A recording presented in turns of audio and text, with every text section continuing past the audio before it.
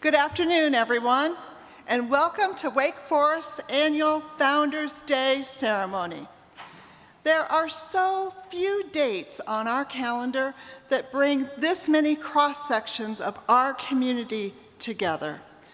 Students, faculty, staff, alumni, friends, and family.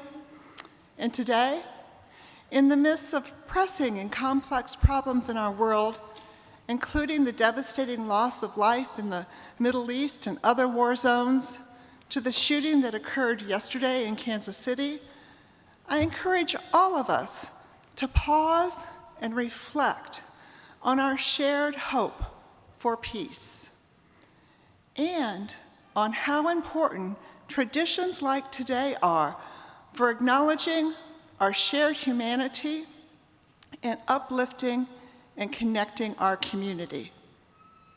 We come here on this Founders Day in February each year to mark the beginning of Wake Forest College on February 3rd, 1834. For 190 years, Wake Forest has grown and flourished, faced challenges and embraced change, and aimed for continual improvement, all to ensure the education of generations of alumni to be leaders and exemplars of Humanitate in the world, all to ensure that we are catalysts for good in society. While a Founders Day event might be viewed as only a way to mark the university's inception, in my view, it is also intended to honor our people, all of our people. For I believe that founding is a verb, continuously happening, and that all students, faculty, and staff members who choose to live, study, and work at Wake Forest are founders, each capable of leaving a legacy that enhances our community as a whole. In these short days of the month of February, I often stand at my office window in Ranolda Hall and look out onto our beautiful campus. Even in the winter, the magnolias that ring the lower quad stand steadfast and evergreen, constant and true. These magnolias were grown from seeds harvested from the original campus in Wake Forest, North Carolina, cultivated and nurtured by Ms. Monty Louise McDaniel Wiley, the wife of alumnus Dr. Walter Riley, and gifted to the university upon its move to Winston-Salem. And they have towered over generations of Wake Foresters on this Ranolda campus, a consistent backdrop to countless campus events, photos, and memories. And yet, when spring arrives and those white, fragrant flowers burst open, we're surprised and delighted every year as they transform the quad with their beauty. When all is dormant or the rain is falling like it was earlier this week, their presence with those verdant green leaves serve as a reminder that winter will pass and spring will come, and with it, hope for our future. Our magnolias, like Wake Forest, are strongly rooted, and yet they also grow and transform over time, right along with us. We came together across campus last year through our strategic framework process to define together what is steadfast and evergreen about Wake Forest, and where we have room to grow and continuously improve. The strategic framework conversations yielded our shared commitments as a community of lifelong learning, a community of inquiry, and a community of meaningful mutual partnerships. And we reaffirmed our North Star, constant and true, in our motto to embody Pro Humanitate at home and in the world. Today, we connect our past, our present, and our future together. We honor Wake Forest's origins, our strong roots, as we celebrate who we are today and the milestones and achievements of our community. And we look forward to how we will grow and who we will become for future generations. We are all founders for the future, united by our shared purpose as Wake Foresters, strengthened by our individual complex identities, and joined together by our commitments to this place and our deep respect and care for one another. Thank you for being here today and celebrating Wake Forest together.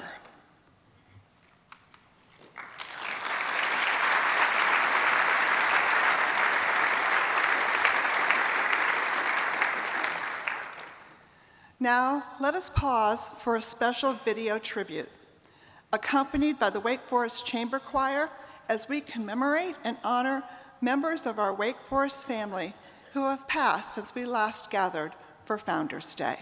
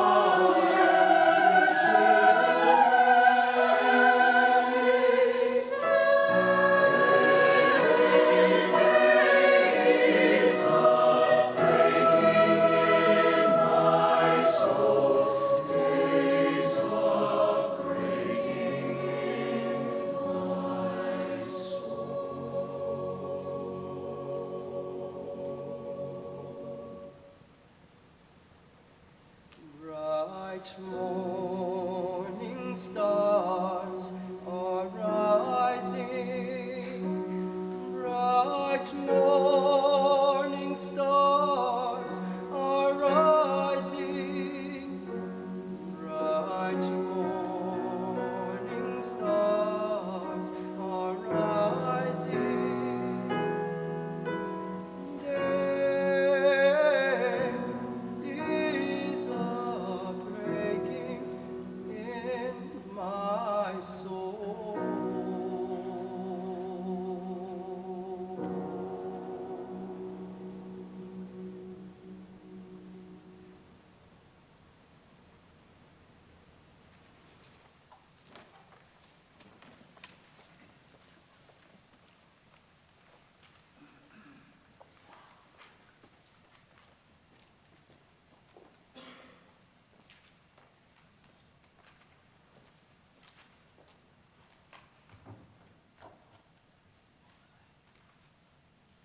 Good afternoon.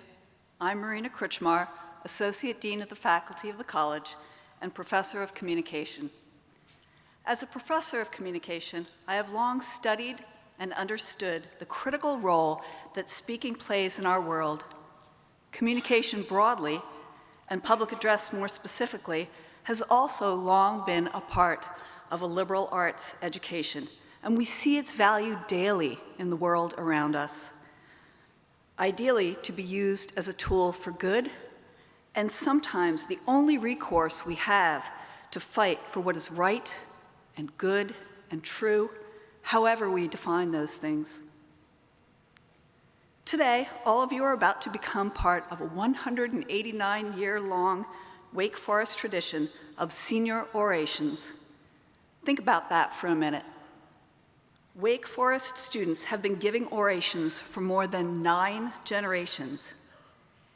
In 1834, Wake Forest's first year, the school enrolled just 16 students, all of them men. They organized a debate society that first year, and then the next year they organized another one so they could compete with each other. And to this day, we take debate very seriously at Wake Forest. In fact, so important was public speaking as part of a Wake Forest education that for almost 50 years, all seniors were required to give a public address in front of the entire university in order to graduate. In fact, Mr. Wake Forest, Dr. Ed Wilson, famously said, "Long before we played football, edited publications, acted or sang, in fact, almost before we studied, we of Wake Forest talked." We have long since turned this venerable rite of passage into a voluntary one. This year, 29 essays were submitted by students who were nominated by college faculty and staff. A panel of faculty read all of them and selected 10 that were presented last week before a public audience of students, faculty, friends, and family in Pew Auditorium. Having read and witnessed all of them myself, I want to say that they were all incredible. Some of them I went back to and read again simply for the sheer pleasure of doing so. They were amazing and moving and pointed to the most beautiful aspect of education, indeed of life, the possibility of transformation, the experience of growth. For nearly 2 centuries, the Wake Forest community has had the opportunity to listen to and learn from our talented senior orators. And today, you will hear the oration that was chosen by the faculty. Our orator has chosen a member of the Wake Forest staff who knows them well to do their introduction, Shea Sizemore, our director of the Women's Center.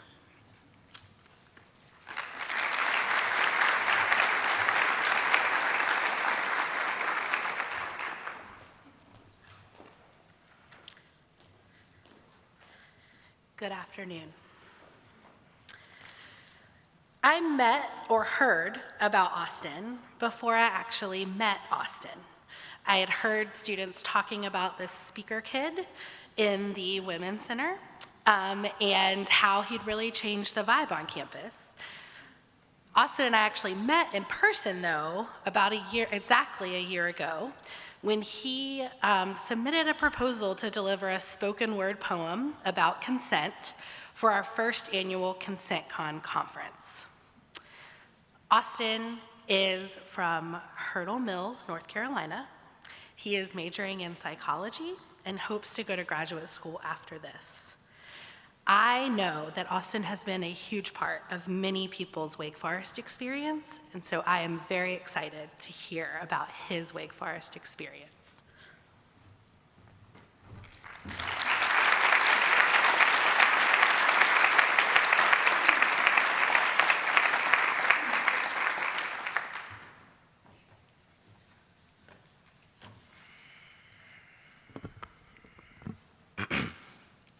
Growing up, I was surrounded by music. My mother played the clarinet since she was in middle school, and to this day, she can light up a dance floor. My father was in our church choir, and he would constantly fill our home with singing.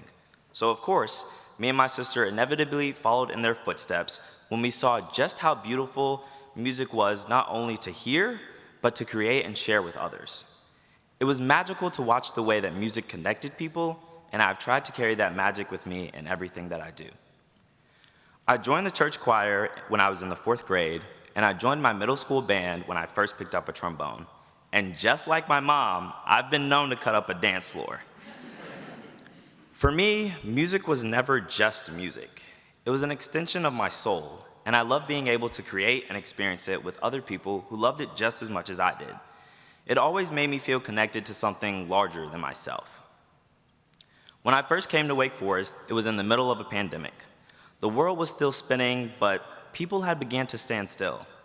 We were confined to our dorms, and interacting with people was seen as a risk of our safety. So, while feeling disconnected from the greater community, I decided I would do what I had always been doing. I started walking around campus with a speaker in my backpack in the fall of 2020. And it did exactly what I hoped it would do. It made me and a few other people feel a little less alone in a time of isolation. Wake Forest itself was a pretty isolating place for me in the beginning. There weren't a lot of people who looked like me. And it was really hard for me to make it feel like a place that I could call home, somewhere where I could really be my authentic self. So I turned to the one thing that had always brought me connection: music. When I first started walking around campus with a speaker, I got a lot of stares. I got a lot of hate. But as a black man on campus, I really felt those stares every time that I walked into a classroom. So I figured if people were gonna know me for something, I wanted to be known for something more. My intentions behind the speaker in my backpack were a little selfish to start. It was kind of just a way for me to feel like I was somebody in a world that had made me feel like I was a nobody. But then I had a conversation with Miss Harriet in the pit. Miss Harriet works at the salad and fruit stand in the middle of the pit, and she and the other Pitt and Benson workers have allowed me to feel a sense of community that I was so desperately starving for. Away from home and isolated from others, the workers in the pit were a constant connection for me, and they loved the speaker. Most of the workers, being black and old school, kind of like me, it was like a cookout every time I went into the pit. I remember walking in one day playing Candy by Camino, and Miss Sunny at the front desk started dancing. So I naturally joined her. And just like that, this connection that I was longing for so long, I had started to find it in a very unconventional way. To be surrounded by music and people who loved music just as much as I did had always brought me joy. So naturally, I joined Momentum Crew, which is a hip hop dance group on campus, and I joined the Spirit of the Old Gold and Black, which is the marching band. I had slowly started to find my people. I had started to find my people at the Waker Space. I had started to find them in my scholarship group. I'd even started to find some people just walking around campus playing Lovely Day by Bill Withers. In the past few years, I've really wrestled with the question, what do we owe other people? That person who sits next to me in my 8 a.m. every Monday, Wednesday, and Friday has stopped attending class. One of my club members hasn't been to a practice in over a month. There's a stranger walking down the aisle and they drop their wallet. So yeah, in some cases, it's a little easier to tell what we owe people. But ultimately, I think the only thing we owe anyone, including ourselves, is to show up with kindness and the desire to understand. We all struggle. You never know what's going on in someone's life, so why not extend just a little bit of kindness? It takes minimal effort to check on someone. It takes minimal effort to meet someone where they are, and it takes minimal effort to just be an ear when someone needs someone to listen. So, my general rule of thumb is as long as what I'm doing, walking around campus with a speaker in my backpack, makes someone feel a little less alone on this campus, then I'm gonna keep doing it. We all just wanna feel like we belong somewhere. As humans, we desire to feel connected. Connected to our environment, connected to those around us, connected to something larger than ourselves. We desire to be seen, heard, and ultimately, we all just wanna be understood. Most people will spend their whole lives looking for somewhere that they belong, and they might never find it. Connection was really something that I craved. It was something I starved for, and most of the places that I looked, I just couldn't find it. And most of the places, I really felt like I would never truly belong. But I found a sense of belonging here. Thank you.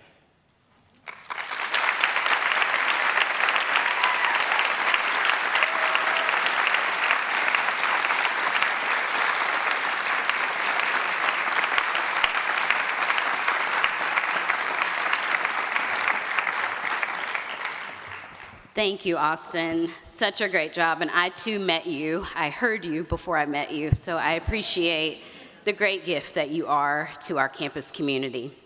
Good afternoon. Thank you. My name is Shea Kidd Brown, and I serve as Vice President for Campus Life. Just 2 years ago, or 780 days for those who wonder if I'm still counting, I joined this community. I am incredibly honored to be asked to reflect on the importance of this day.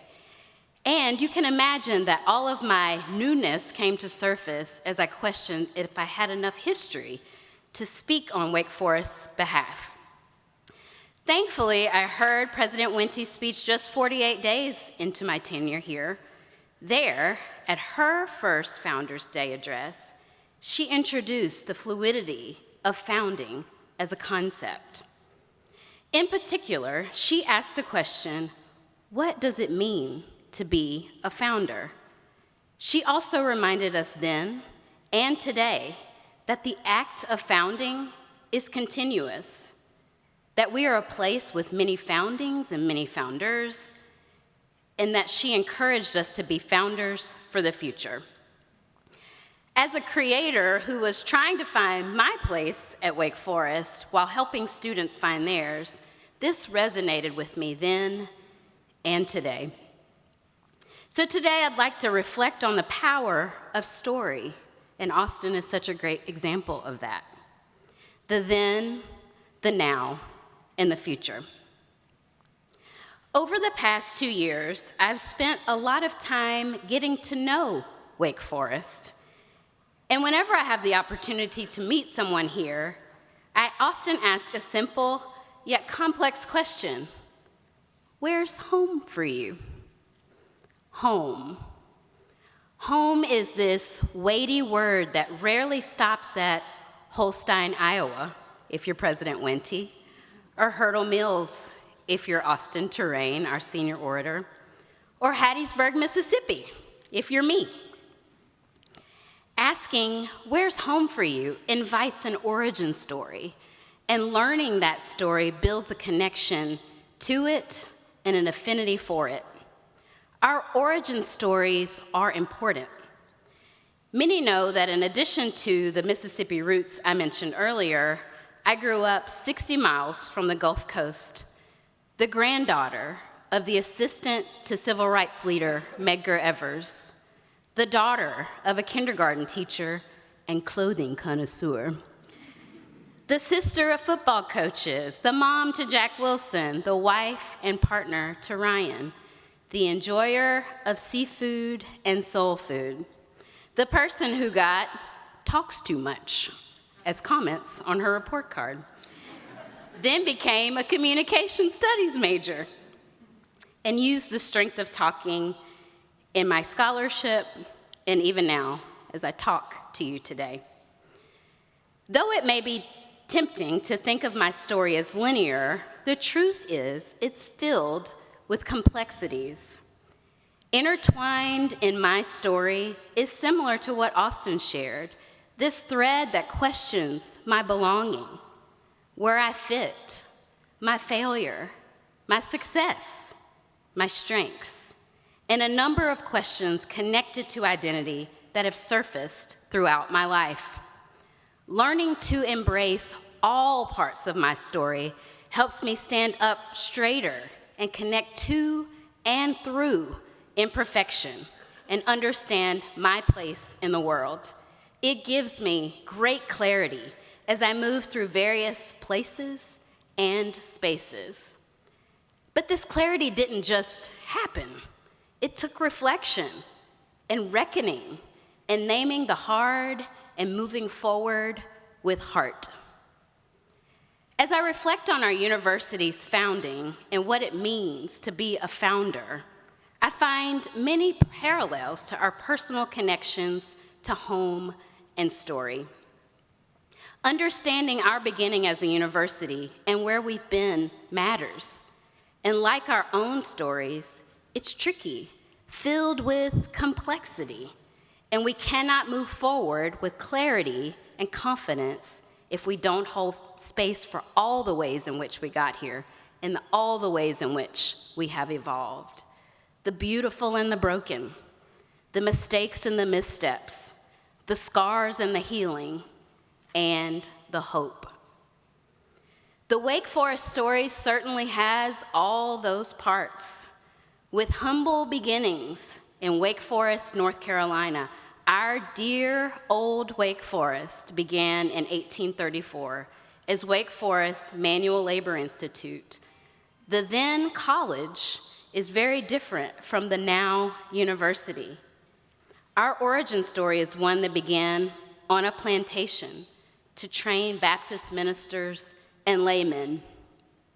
Now, if you'll allow me, I feel the need to meander for just a moment before I continue. As I stand here today, I am moved by these first few phrases of our history, specifically as I juxtapose my lived experiences and the identities that I hold as your vice president for campus life. A campus, campuses that were built and maintained by the enslaved.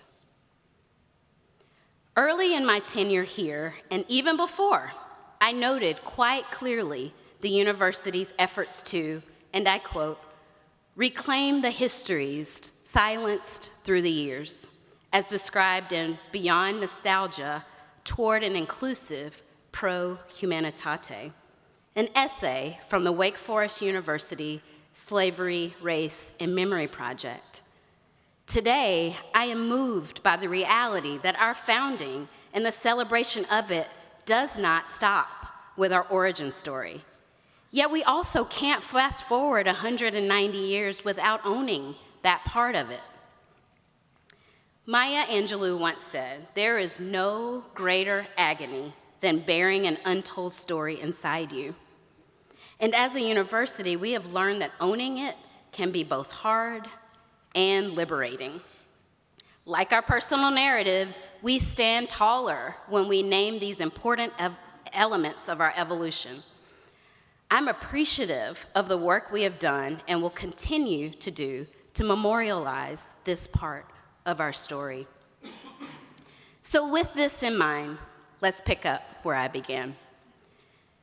With enrollment of only men at the time, students and staff were required to spend half a day working. And as is the case today, the college experience was extraordinarily rigorous. In fact, I read that discipline was strict. Most offenses handled simply by expulsion. Thankfully, that part of our educational process has changed. And speaking of change, I am struck by what it must have been like to consider the bold move from Wake Forest, North Carolina, to the metropolis of Winston-Salem. Can you imagine the questions? Perhaps the concerns, the anxiousness, the excitement, the hopes, and the dreams? In simple terms, it was kind of a big deal. So much so that President Truman spoke at the groundbreaking in 1951. And in a 2015 Our State article, Kate Quine wrote, "When Truman spoke that day, a mix of nostalgia and excitement clung to the air, and faculty and staff gathered on an empty field with no buildings. Only dreams of what was to come. Nothing lay before them, yet at the same time, everything did." While those empty fields have been replaced by our beautiful landscape and Georgian architecture, we all appreciate that we are in this moment of building again. In this period of innovation and creativity and dreaming and strategic framing, I can't say nothing lies before us, but it certainly feels like everything does. We are 10 years to 200. We've come a long way since Ed Reynolds' admission in 1960 in the Civil Rights Movement, the dancing band of 1967, or allowing women to wear pants on campus but not in class in 1968, or lifting the visitation policy in 1984. Today, we aspire to be an inclusive campus where all matter, belong, and thrive. In a moment, you'll learn much more about our important milestones. The point that I want to make is that Founders Day, and really every day, requires that we hold this tension between the past and the present, holding on to the very best of our past and making new mistakes as we look to the future. In these moments, we recognize with more clarity from where we have come, always looking forward. Reckoning with the past requires that we reflect upon parts of our story that are painful, and looking to the future requires being comfortable with change, ambiguity, and the unknown. Which brings me to reflections about our present and future.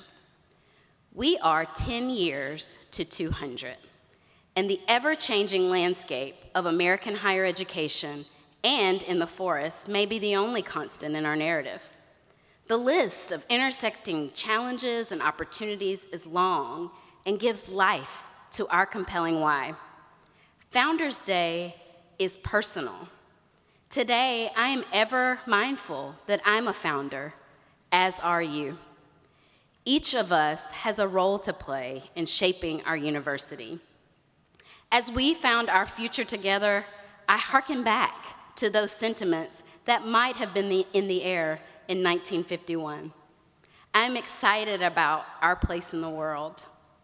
Wake Forest University is a model for good. And this has been an enduring value since Pro Humanitate first adorned the Wake Forest College seal in 1908, and it continues to be our North Star. No doubt, the ground will shake and shift, and our grounding and continued founding will come from understanding our story of who we are and who we will become. As we look forward 10 years to 200, let us continually look backward and ahead at our evolving story to remain firmly planted in the forest and to embody Pro Humanitate at home and in the world. As I alluded, when I began, I arrived at Wake Forest. I kept track of my days by intentionally counting them. As you might remember, day one on campus was filled with eagerness, anxiety, and promise. Day 100 allowed for more confidence, comfort, and community building. And after counting to 365, we knew there would be growth, but we did not know what the amount or pace of that growth would be. Because on day one, it's impossible to know what day 365, or day 780, or day 1,000, or day 10,000 will look like. But we hope it'll be good, maybe even better than we had hoped or even imagined.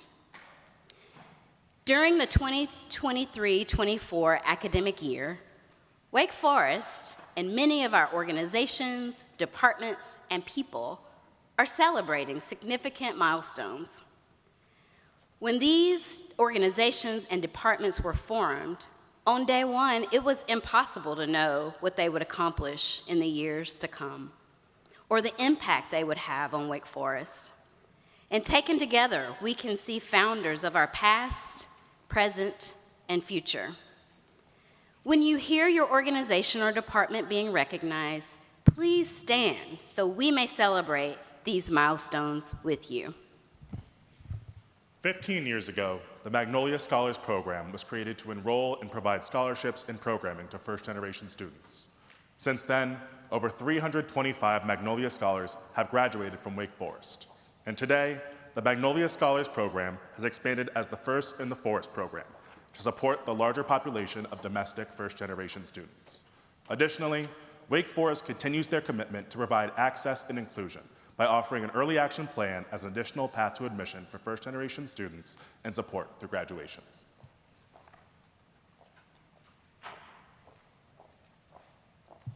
"15 years ago, the Office of Diversity and Inclusion began as an academic affairs unit in the Provost Office, with roots in the Minority Affairs Office created under the leadership of Dr. Herman Urey in 1978. Dr. Urey is here with us today. The Gatekeepers Workshop Initiative, ODI's signature program, provided cultural intelligence workshops for more than 3,000 faculty, staff, and students. In addition, more than 30 of our faculty and staff members became certified internal trainers. Today, the ODI includes the Women's Center, under the leadership of our wonderful Shelley Sizemore, the LGBTQ+ Center, and the Intercultural Center. And their mission is to promote inclusive excellence at every level of the university.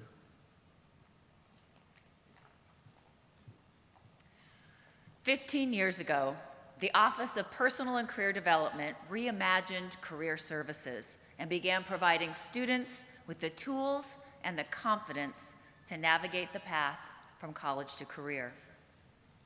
Today, the OPCD has established a deeper integration into our academic mission, empowering and equipping students to build lives of meaning using the strengths and the experiences of their liberal arts education.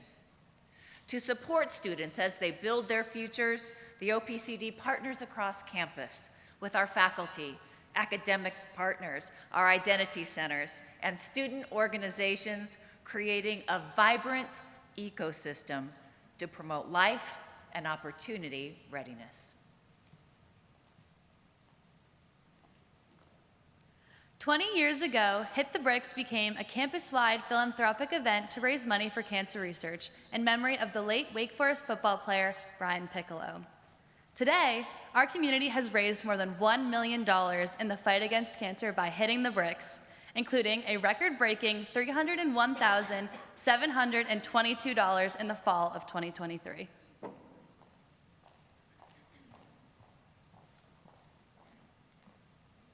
"30 years ago, former Wake Forest professor Maya Angelou read her poem on the pulse of the morning at President Bill Clinton's inauguration.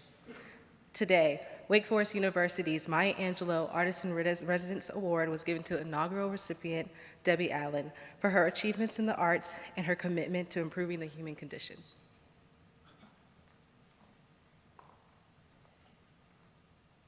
30 years ago, at a university retreat organized by Provost David Brown, the teacher-scholar model was proposed as the defining philosophy for Wake Forest faculty.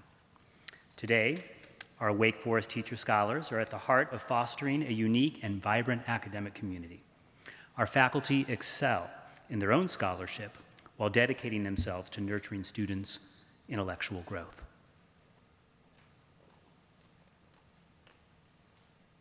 35 years ago, the Pi Omicron chapter of Delta Sigma Theta Sorority Incorporated was founded and is recognized as the first national Greek women's organization at Wake Forest. Today, Delta Sigma Theta Sorority Incorporated upholds the benchmark for sisterhood, scholarship, service, and social action, perpetuating the legacy established by our 22 founders.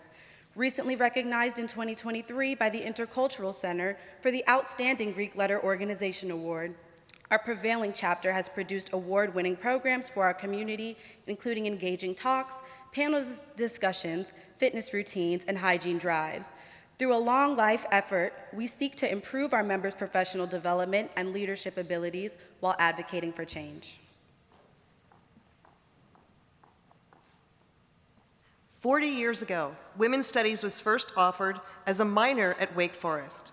During its formation, founding faculty challenged the institution to build upon the bedrock of the minor in 3 ways: the creation of a women's and gender studies program, the formation of a women's center, and the establishment of a child care center. Today, not only is this checklist nearly complete with the recent announcement of a Wake Forest child care center, but as a women's and gender studies scholar, I am honored to serve on Rinalda Cabinet as the Dean of the College and Graduate School of Arts and Sciences, along with 9 other talented female administrators.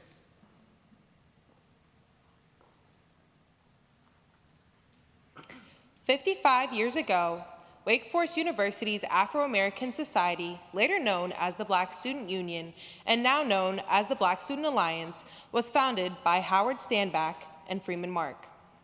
The society was a self-help group for all Black students on campus as they advocated for Black studies and Black faculty and celebrated African American culture. Today, the Black Student Alliance strives to enhance the cultural aspect for all students at Wake Forest University by promoting unity and support amongst minority students. Through notable events like the annual Black Professionals Forum, we connect accomplished Black Wake alumni and the current generation of students so that success stories unfold and networks expand.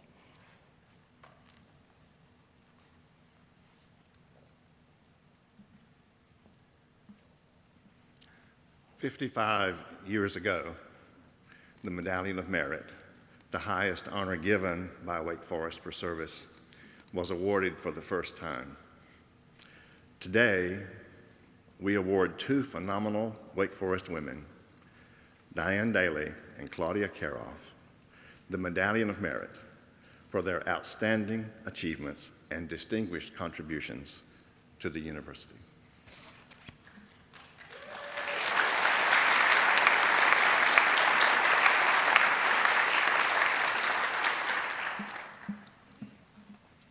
"60 years ago, students traveled to New York City for the first time to purchase contemporary art for the university. Today, John and Libby Reese have endowed a conservation fund to care for, steward, and rename the Student Union collection of contemporary art as the Mark H. Reese Collection of Student-Acquired Contemporary Art in honor of the founder of the collection."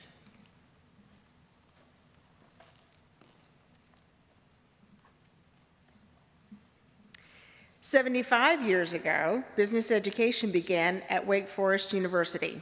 50 years ago, the first MBA class graduated, and 10 years ago, Farrell Hall opened as the new home for Wake Forest School of Business. Today, the Wake Forest School of Business enrolled more than 1,000 incoming graduate and undergraduate students for this academic year. Through their education, they will grow as leaders of business and organizations that have positive and significant societal and global impact.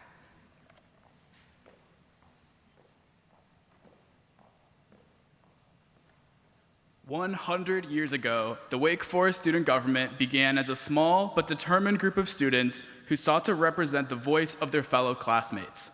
Today, student government has become a voice of the student body.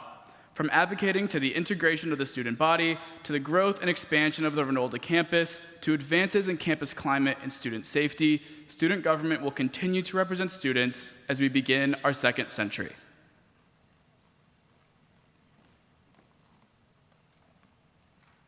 "100 years ago, the term demon deacon was coined for the first time by the editor of the Old Gold and Black, Mayon Parker.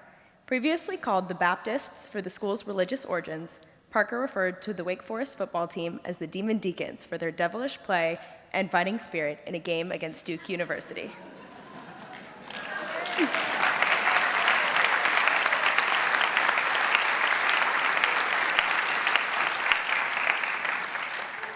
Today, not only has the name stuck, but we proudly claim the one and only mascot known as the Demon Deacons in the country.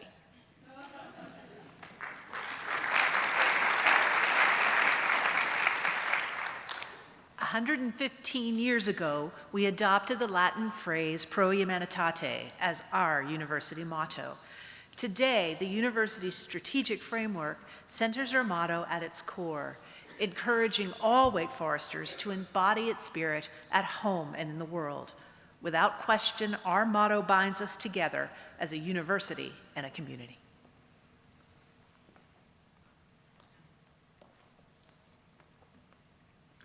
"130 years ago, the Wake Forest University School of Law was established. Today, more than 600 students are enrolled at Wake Forest Law School, where they learn to serve others with legal skill, compassion, perseverance, and character, and to foster change as citizen lawyers at local, state, and national levels.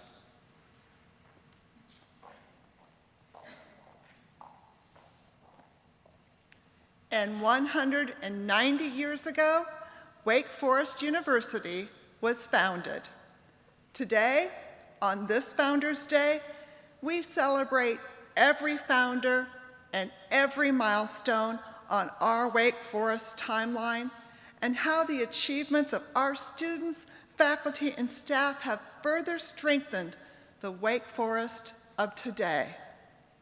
And tomorrow, we look forward to what we will found together for the future.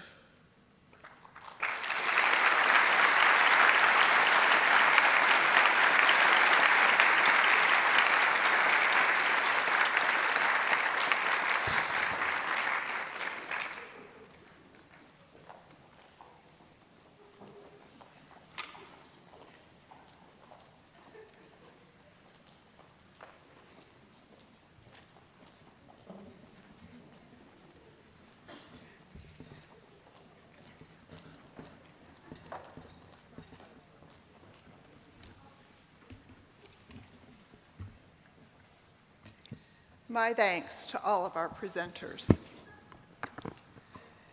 It is now my honor and privilege to recognize the 2024 recipients of Wake Forest's highest honor, the Medallion of Merit. Recipients of this honor truly embody the concept of founders.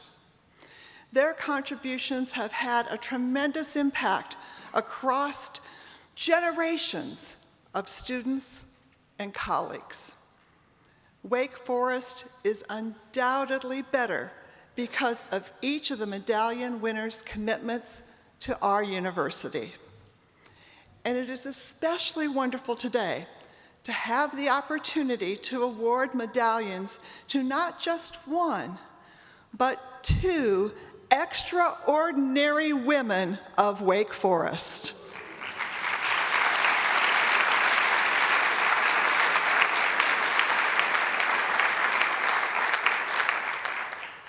Our first honoree today is a cherished educator, mentor, and administrator whose embodiment of pro humanitate spirit and extraordinary intellect have enriched the lives of Wake Forest students and colleagues for 36 years. She is an exemplary teacher scholar and a model citizen of our campus community. She has brought insightful intelligence, contagious humor, and inspiring energy to every facet of her career at Wake Forest. I am pleased to recognize Professor Emeritus of English, Claudia Thomas Karoff, as the 2024 recipient of the Medallion of Merit, with gratitude for her 36 years as a gifted and inspiring teacher scholar, a pioneering and internationally recognized academic, and a model servant leader of the university who has made Wake Forest a better place to teach, learn, and live. Before I formally present the Medallion of Merit, please join me in watching this special video highlighting some of Dr. Karoff's accomplishments. Teach and achieve and try to balance as best you can. I am Claudia Thomas Karoff. I am a professor emerita of English, and I have been at Wake Forest since 1986. I had heard about Claudia before I arrived at Wake Forest. I had friends who did 18th century British literature, and when I told them that I would be moving to Wake Forest, they said, "You have to meet Claudia." I just felt so at ease with her immediately, and so welcome. And I thought this would be really wonderful to be able to work with this person. First of all, I mean, she, for me, exemplifies what we mean at Wake Forest by the teacher scholar. That's a term that we all aspire to be, but she lived it. In the United States, we have some universities and colleges that are primarily devoted to teaching, but they don't do research and they're not advancing knowledge on their own. And then we have major research universities where research is the most important thing.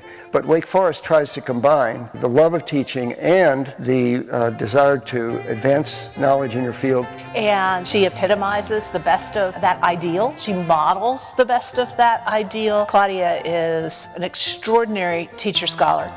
Claudia served as an associate dean and helped me greatly in the dean's office during that time. She had a very considerable role in writing the statement of Wake Forest's teacher-scholar ideal. We wanted the teaching to come first because it was our emphasis, but we also wanted to balance that with real scholarship because the teaching enriches your scholarship and the scholarship enriches your teaching, and the two are just absolutely symbiotic. That's how we came up with that formula. And it was the model for her career because she was always a fine teacher, and after she left the dean's office, she continued to pursue scholarship, won a major grant. She's produced 3 books in 18th century British poetry, which is her field. She's editor with a colleague of the Cambridge edition of the poetry of Anne Finch. My first book was on Alexander Pope and women who read him in the 18th century. That actually inspired me to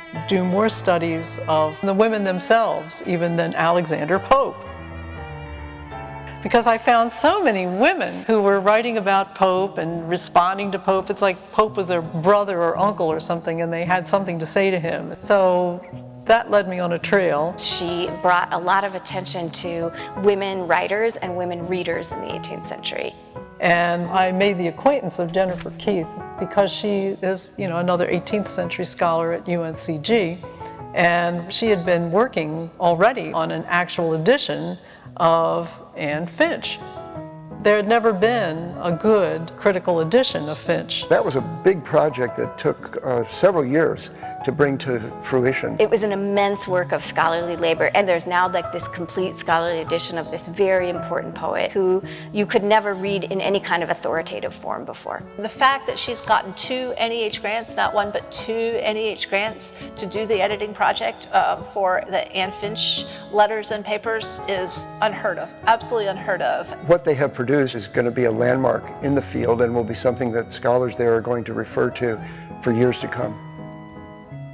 What I really admire about her is her willingness to take on so many other things. She did everything at Wake Forest. She has been secretary to the University Senate. An associate dean, as the chair of the English department, as the chair of the art department for a while. Doing a lot of really hard, difficult, challenging things. Claudia was willing to go in and give it her very, very best.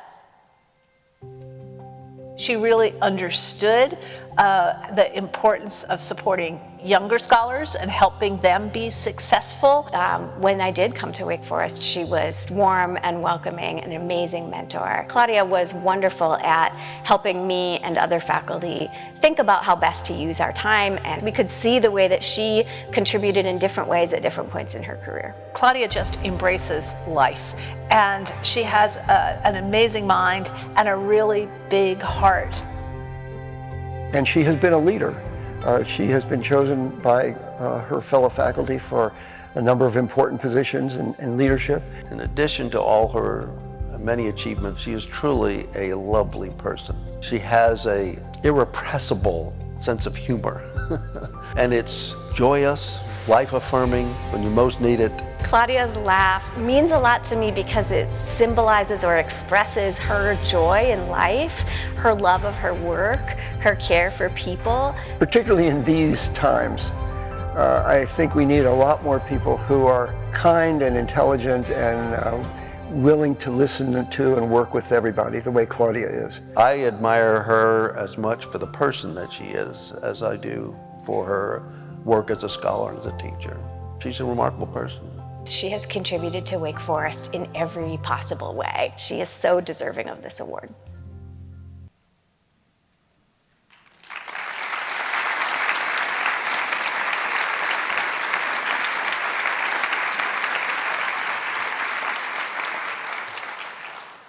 On this 15th day of February, 2024, Wake Forest University confers its highest honor, the Medallion of Merit, upon Professor Emeritus Claudia Thomas Karoff.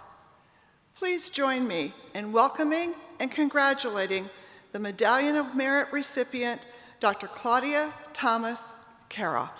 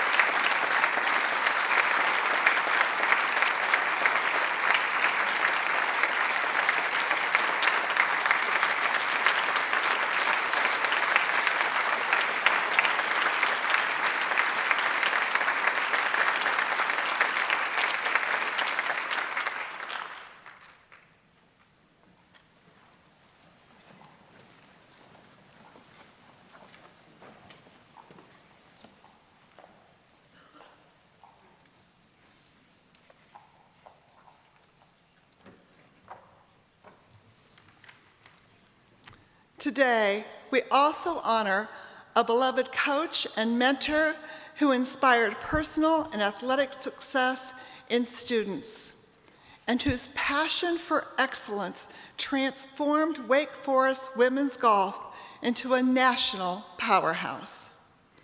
During her stellar 30-year coaching career at Wake Forest, women's golf earned 30 team titles, 28 individual titles, 4 ACC titles, and 15 appearances in the NCAA championships.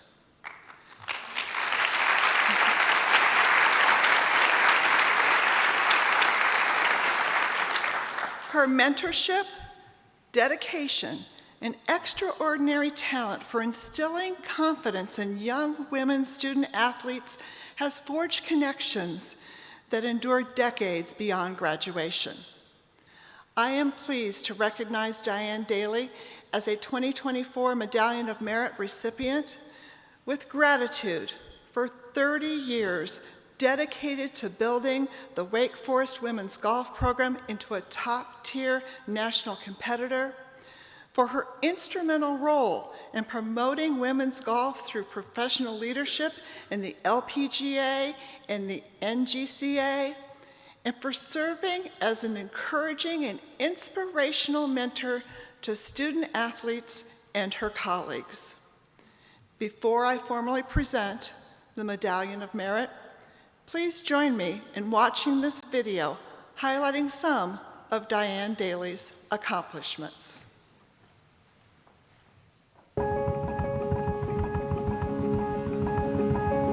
I wanted to be known for asking people to do their best and to excel. I feel like I've been the luckiest person in the world to be able to be here at Wake Forest. My first impression of Diane was that this is a woman who is filled with grace, and you could just feel it. It was medicine for the soul. Diane Daly filled every role that she had at Wake Forest exceptionally well. Whether it was our women's golf coach or the director of athletics for women's sports, she cares about people and she wants the best for people. What Diane Daly represents is Wake Forest University. She is extremely intelligent, has studied her craft in order to help every person under her. That's what embodies Wake Forest University. The years that she's given to the university has made it a better place for women, a better place for student athletes, a better place for other coaches. She's the biggest mentor I have outside of my parents. And she's just so kind, patient, calm, maybe some things that I wasn't as a 17, 18-year-old. So I just admired her right from the beginning. She was a trailblazer. She was the one who showed everyone that women's athletics can be important at Wake Forest, and we can win in women's athletics at Wake Forest.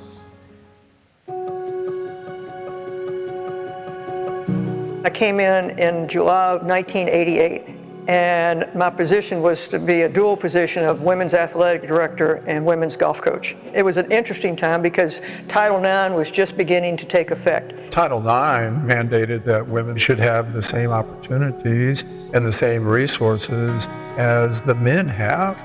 And Diane ushered that in at Wake Forest University. We had our work cut out for us. There was only one full-time head coach, and that was in women's basketball. Field hockey, for instance, we needed to hire a full-time coach versus a part-time coach and bring them along into the Division I level. I came in, literally, I think I said on my interview, I don't get why this program hasn't been successful. And Diane was always like, well, it hasn't been successful because it hasn't been funded properly. She never backed down in her support of women's athletics. She was going to advocate for those advances. She was going to advocate for those opportunities. We set the foundation for us to have really great programs here and to be sure that they were funded properly and to really be able to attract the best talent in the country. As her students on her golf team, we were always very proud to know that, hey, our coach does a lot around here. It was a busy time, very busy time, but I loved it, and I loved being with the students. And when it came time to either do one or the other, I chose being with the students and the coaching because I really enjoy that. We had a good program, and the students that came here really worked hard. Well, I don't want to brag, but some of the things that we did accomplish, we won 4 ACC championships. We won a lot of tournaments. We had a lot of All-Americans, a lot of academic All-Americans, a lot of All-ACC players.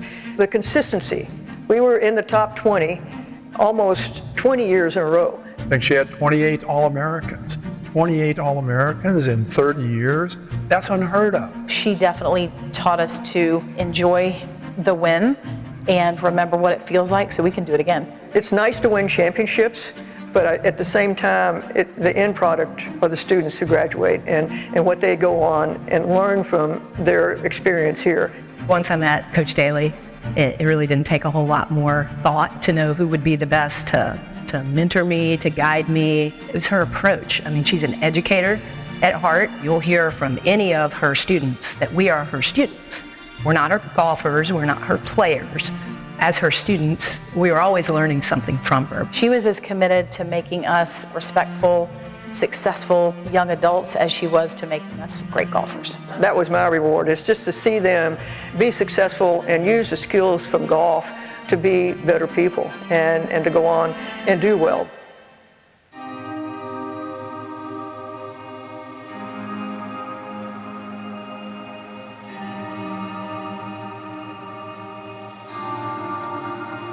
I think it's very hard to fill Diane Daly's shoes, for anybody to fill Diane Daly's shoes. But I try every day to do what she represented here at Wake Forest. She has lived women's golf, women's athletics, gone through Title IX, helped cultivate college coaches, helped cultivate student athletes.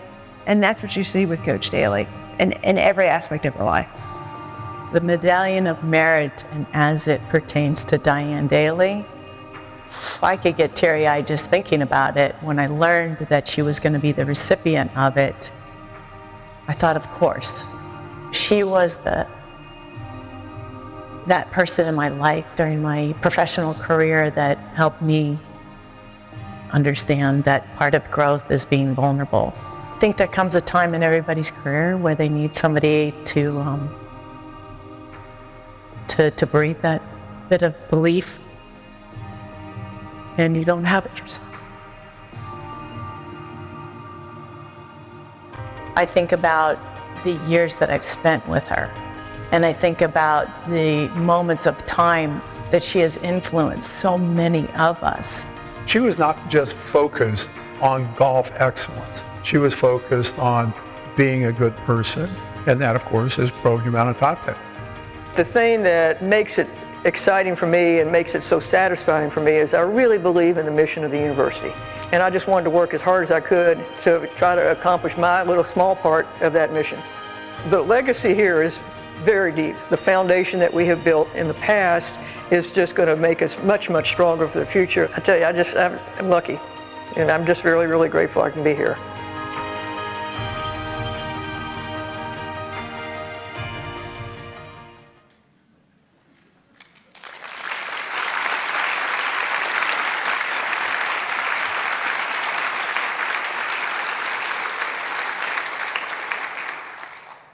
On this 15th day of February, 2024, Wake Forest University confers its highest honor, the Medallion of Merit, upon Diane Daly. Please join me in welcoming and congratulating Medallion of Merit recipient, Diane Daly.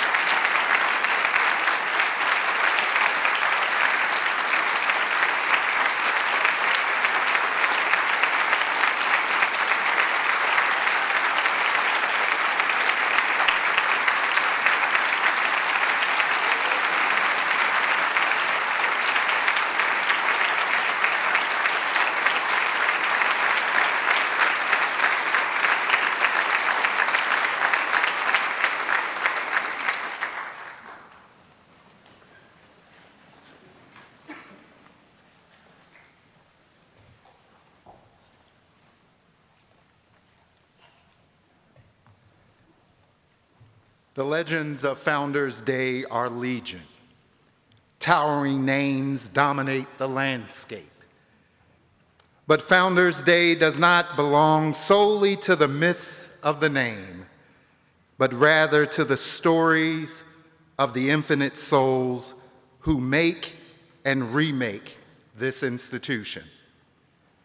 For foundings are not only about the past, they are about our futures. If, as the grand American writer William Faulkner famously reminds us, the past is never dead, it is not even past, then the future remains open to that which is perpetually open, to invention, to creation, to the new and the not yet. Futures are unwritten, futures yet to be determined, futures not yet known. Foundings are thus open horizons, expansive, broad, able to host a myriad dreams and many hopes despite the challenges of the present. We must never reach the point of abandoning the better and more hopeful possibilities of life, even in great difficulty. writes former Wake Forest University President Thomas K. Hearn Jr. The profound balance between our frail human condition and the dauntless human spirit to be and to achieve is ever refined by our experience, bringing us closer to a true understanding of life and ourselves, to see each other, our families, our endeavors, and ourselves with this perspective allows us to live our lives fully and without regret. Our glance backwards is outpaced by the open futures that we face individually and collectively. It is through this opening, a perpetual past and an infinite future, that we celebrate on Founders Day. And as we depart this place, we begin again our individual and shared journey to embody pro humanitate now and into the long future. And now please remain seated as our program participants, led by President Wente, lead us out of this chapel and across the quad to a reception in the green room of Renolda Hall. Thank you, and God bless.